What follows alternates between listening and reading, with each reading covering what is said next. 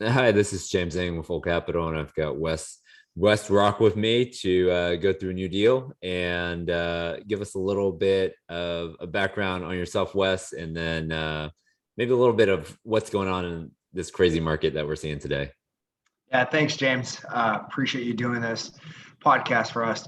So my name is Wes. I'm part of Fuel and Hoover at Marcus and Millichap. We're a 19-person team based in DFW.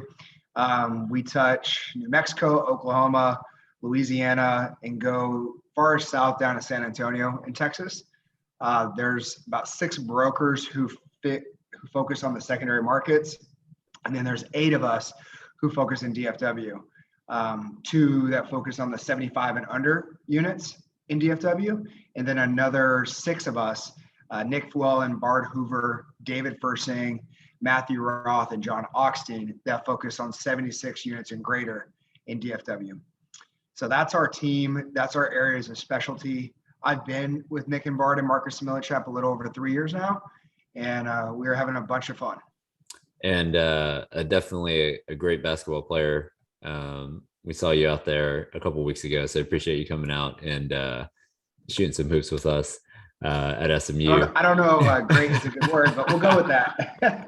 I saw you hustling out there, so there was a lot of energy. Let's just say there's a lot of energy out there. Okay, that's true. And you didn't get injured, right? So that's always Can't say the same for everybody.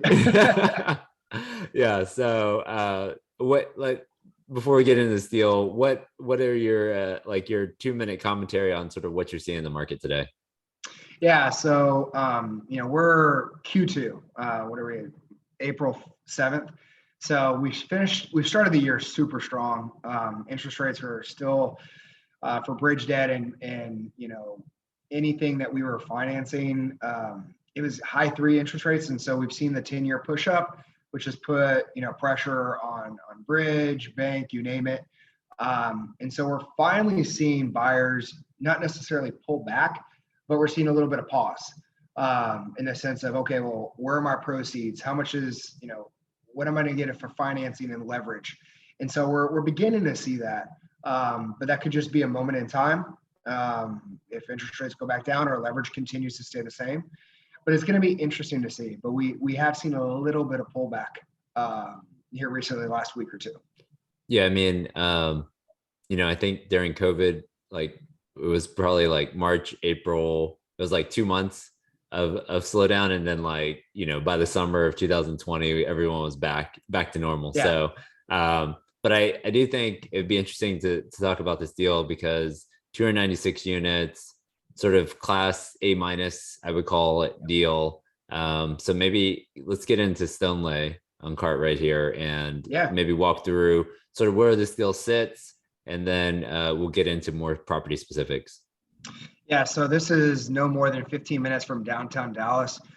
You could take 80, 173, and that's one of the huge draws to people who live at this property, is that it is so close to downtown Dallas with thousands of employers. You're close to Garland, Mesquite, a lot of industrial manufacturing over there. And so when you look at Balch Springs, which is technically where the property is located, the property right next door is actually Mesquite. So, shares a border with Mesquite. It's the newest property outside 635. So if you're working in Dallas, you're in Dallas, this is the nicest property you're going to see coming outside of Dallas past 635. So not too far from great restaurants, entertainment, employers, anything that you would look for in demographics, you're going to have right here. All right. So I maybe should have flipped to this earlier. So talk about maybe some of the employment that's close by and some of the those drivers as well. Yeah. So the Forney Industrial Park is right northwest of there. About 3 miles away. Amazon headquarters is there, UPS, FedEx, a lot of distribution is there.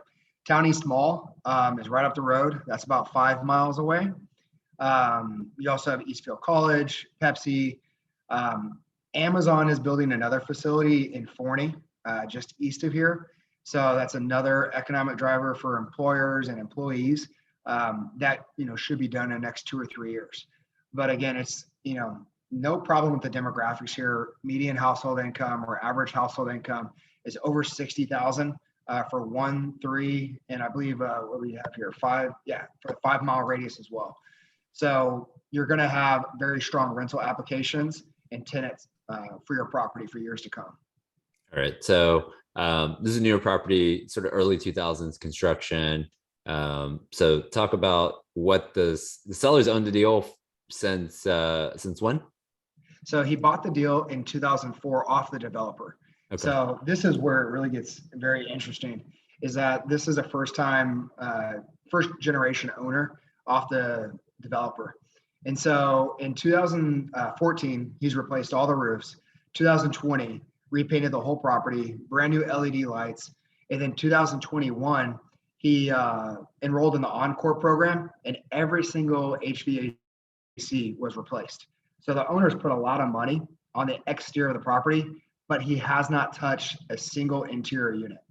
Okay. So when you walk this property, you're going to see wide appliances. You're going to see the old cabinets, Formica countertops, no granite, no stainless.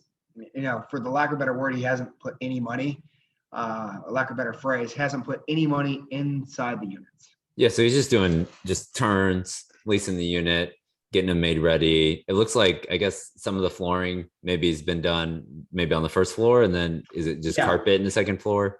So it's kind of your standard approach most operators have, where they, they first floor, they'll go vinyl plank, common areas and wet areas. And then upstairs, they'll go carpet in common areas and then vinyl plank in the wet areas. So same concept here, first floor, as you can see in the pictures, vinyl plank in common areas and wet area, and then second story carpet in common areas. Okay. All right. So, so 2002 construction, you got washer dryer connections. I'm assuming you have 9-foot ceilings on this deal, and then sort of concrete parking lots. Everything's individual. So talk about the unit mix here and sort of where rent's at today versus where you think you can take them with your pro forma and with your upgrades. Yeah, so to your point, everything is individual, even individual water heaters, full-size washer dryer connections, 9-foot ceilings. The thing that I really like about this is it's very favorable 2 and 3 heavy. You have 96 1-bedrooms, and then the other 200 units are 2s and 3s. Or sorry, let me take that back. You have just over 140 1-bedrooms, and the rest are 2s and 3s. So a very good ratio of 2 bedrooms, which in an area like this that is very suburban, it's going to cater towards families. And so having the bigger units, having more 2 bedrooms is going to lend to the tenant profile that will rent here. Right. Now, all right. Yeah. Oh. So I was going to say, all right. So current rents are about $1,300 at the property, blended. And then sort of where do you think, if you come in, spend, let's call it $8,000 a door on your interior upgrades, what do you think you can take rents to on this deal? So you have it here on the right-hand side of where we think rents can go. The middle column is our pro forma. And the reason why we have that there is we still feel that there's another 3 to 4% of potential rent growth organically if you were to do nothing to the property. And so if you were to take another 3 or 4%, you would see that rent growth since they're still 99% occupied. But if you implemented the value add plan, spending $8,000 a unit, your potential rent per unit would be slightly above $1,650 a month. And then your rent per foot, if you were to look at it from that way, would be $181 a foot. And this is for 2000s product, brand new, 2-story walk-up product, which if you look anywhere else in DFW is well over $2 a foot in place now. So when you're looking at just the property itself and what you're getting, it's a great value. All right. So you've got, majority of the upside being sort of your rental increases, but then talk through maybe some other income opportunities on this deal as well. So we're seeing a lot of the technology package, which is cable and internet to tenants, bulk cable and internet, where owners will buy this, for a Costco kind of method, where they buy it at $44 a unit is their cost, and then they'll sell it back to their tenants at $89. And so you'll see that the cable internet package Most, if not, all owners these days are implementing some level, whether it's just cable, just internet, mostly just internet if they're going to do one or the other. But we're seeing a lot of people go with the cable and internet to offer those services to their tenants. We've modeled half of the first story units have or putting in yards. What's really nice is every unit has a patio and balcony or balcony, depending on which story it's on. And then it has a storage closet as well. So they have the privacy to go outside, but on that first floor, because the property is not as dense as some properties are built these days, you actually have the opportunity to make it feel kind of like a single family rental by giving the tenants a yard. And so we're modeling 74 of the 296 units to have yards. Washers and dryers, this is a great CapEx item to purchase. Simple math here, $50 when you lease it back to the tenants on half of the units. Some people might want to do more, they might want to do less, but we feel half of the units having washers and dryers would be a good thing for that the market would receive. Water conservation, as you're turning out toilets, faucets, shower heads, you're going to want to turn those and put it low flow in the property. And probably the last item is right now they're at $30 a month in covered parking. We feel just because of DFW, Mesquite, other comps in the area, $40 for covered parking would be market. Yeah, I mean, most deals are getting $30 on reserve parking. So I think to have the covered parking, $40 or $50 is more than enough. So you have sort of a timeline here of sort of how you're going to implement somebody coming in, upgrading units as they turn, where they can potentially get to sort of over time on the new income growth. Talk about some of the rent comps in the area and sort of what distinguishes this property versus some of the other ones. Yes, so I would say Mission Ranch, Anthem Town East, and Barron's are all very good comps. But again, none of these are close to the property immediately, which is nice because you're not in direct competition with them being right down the street or sharing a property line. So this really gives you the opportunity and the advantage to set yourself apart for people that want to be, just outside 635. But the reason we use these comps is because this is the closest 2000s product that the tenants have the selection to go to.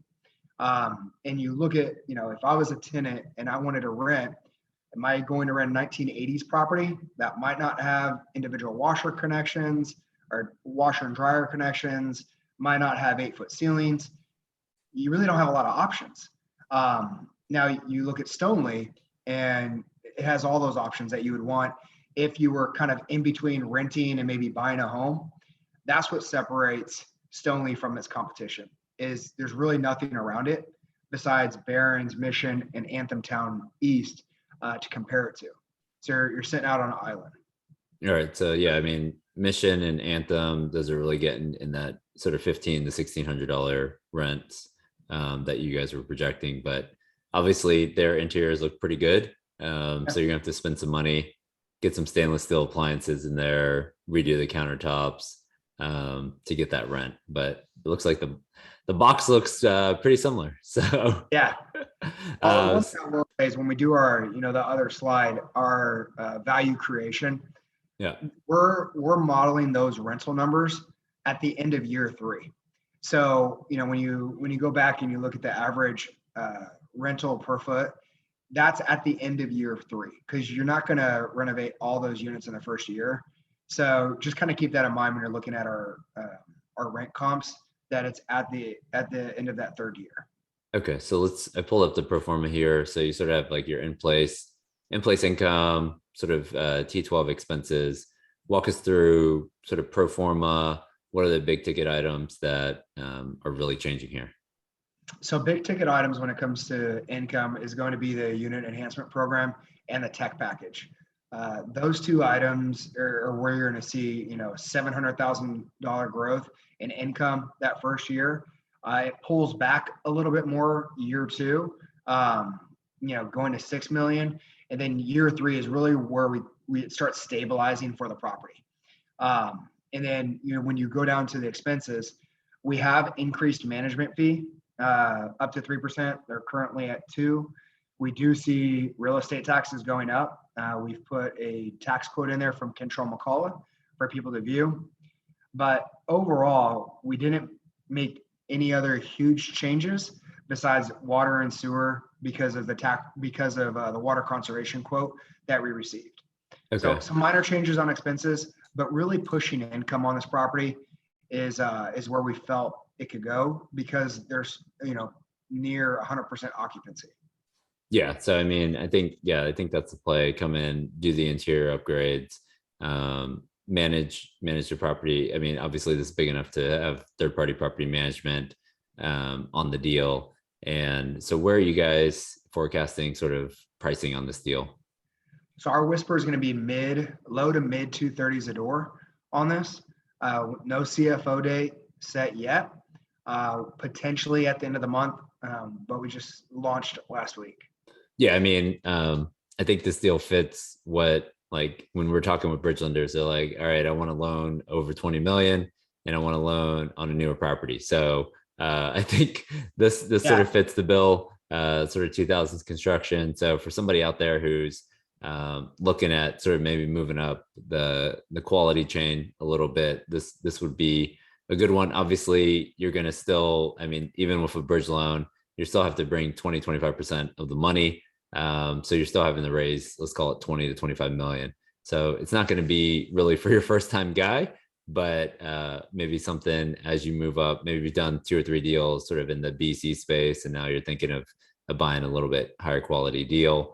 Where we're seeing most of these bridge loans quote out is really 70-75% a purchase, 100% of rehab, and then anywhere from, let's say, 350 on the low end all the way up to like 4% spread over SOFR is where we're seeing most of these deals. So obviously it's going to be, bridge loans are going to be looking very highly at the guarantor strength, their experience, and just sort of where they live and where they own properties. So reach out to us if you have any questions on the bridge piece. And I know so we're sitting here at the beginning of April. You're thinking sort of, if you get out, do your tours, next couple of weeks, reach out to Wes for tours, and then sort of the end of the month have a call for offers on this deal. That's what we're planning right now, to see, rates. It seems like rates just ticked up last week and people are barely realizing that. So let the market, adjust for a week or two, see where people are at. And we'll probably announce the call for offers at the end of the month. But as of right now, nothing's been set. But if you do want a tour, please reach out to myself or John Oxtein. We're doing tours every day out there. So yeah, thanks, James. All right. Thanks a lot for coming on, Wes. Yep.